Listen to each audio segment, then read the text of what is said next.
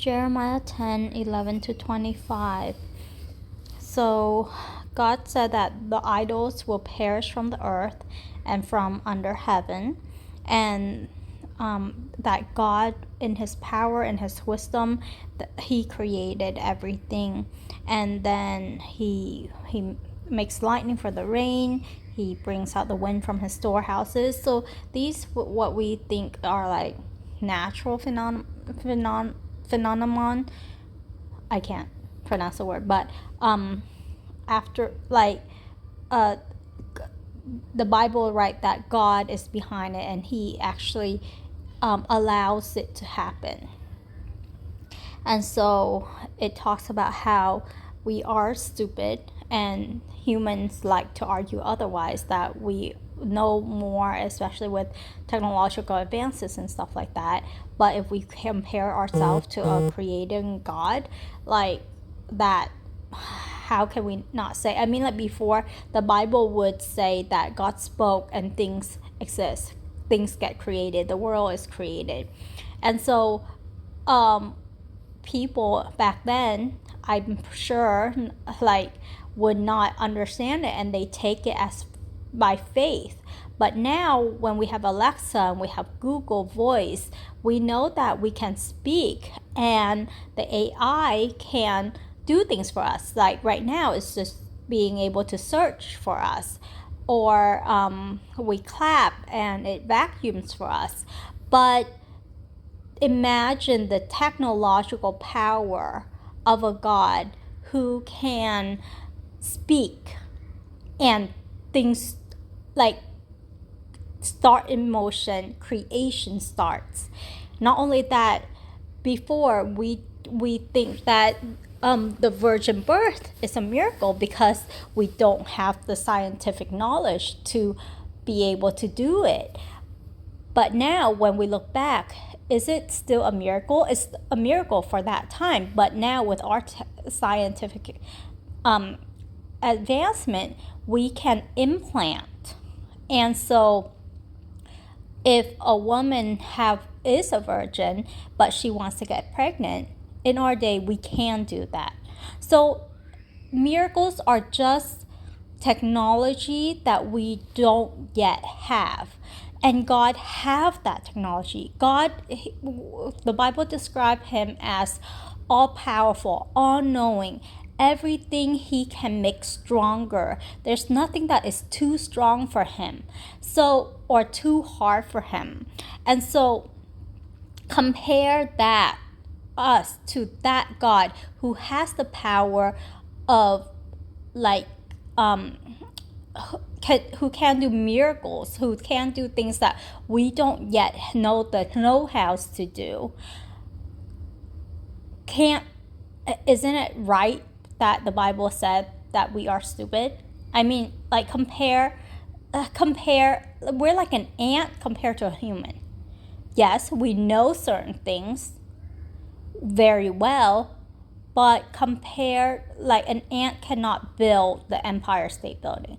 An ant cannot go build a rocket ship to the moon.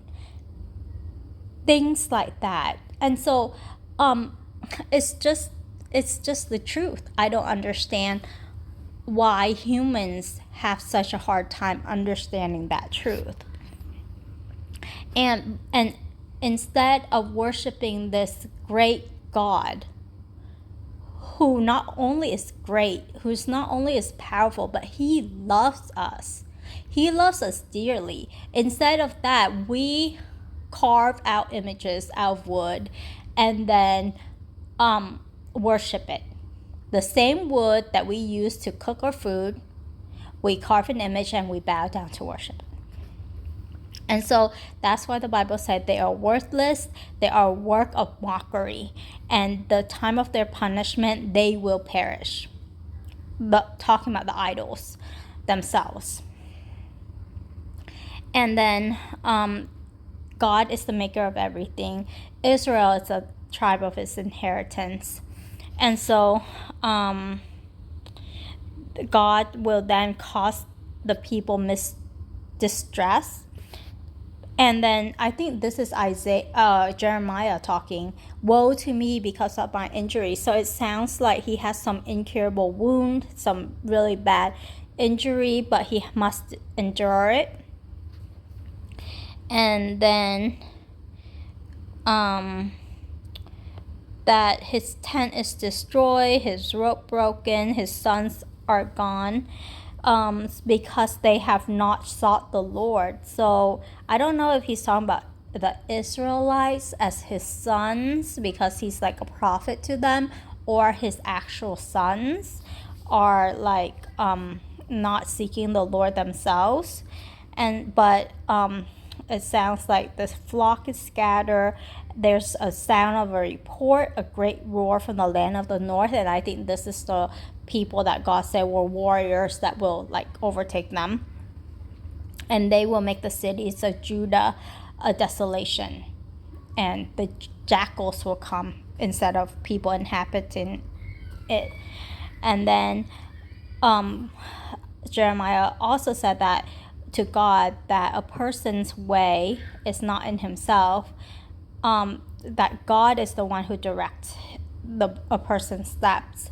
And this is in reference to other part of the Bible that talks about it, because he said it is not a person who walks to direct his step, meaning God will. So he's asking God to correct him, like with justice, not with anger, because if God pour out his anger, then Jeremiah will come to nothing. People in general will come to nothing. We depend not on the anger or the righteousness of God, the just judgment of God. We depend on his mercy. And so Jeremiah is asking God to pour out his wrath on the nations that don't know him, on people, on families that don't call on his name, because they devour Jacob. But God let them do that as a punishment. So I don't know why Jeremiah would ask for this, but Jeremiah obviously has a heart for the people of Israel, and so that's what he's asking. But we know that God allowed that to happen as a punishment.